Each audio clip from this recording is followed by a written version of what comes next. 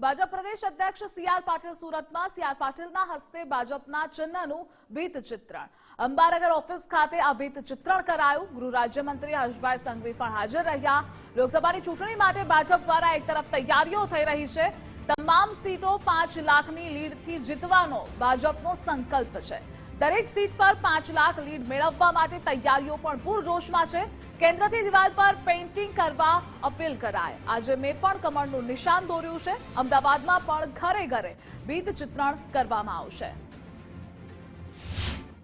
કેન્દ્રમાંથી મળેલી સૂચના મુજબ આખા દેશમાં દરેક કાર્યકર્તાએ પોતાના હાથથી દિવાલ ઉપર ફરી એકવાર મોદી સરકાર લખવું જોઈએ।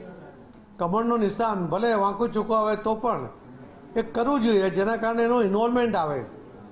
એ પ્રકારની એક ભાવના સાથે આખા ગુજરાતની અંદર ભારતીય જનતા પાર્ટીએ આ શરૂ કર્યું છે। આજે મેં પોતે પણ દિવાલ ઉપર કમળનું નિશાન ચિત્ર્યું છે। અમારી સાથેના અમારા શહેર અધ્યક્ષ અને ધારાસભ્યો પણ ફરી એકવાર મોદી સરકાર આ શબ્દો પોતાના હાથથી દિવાલ ઉપર ચિત્ર્યા છે।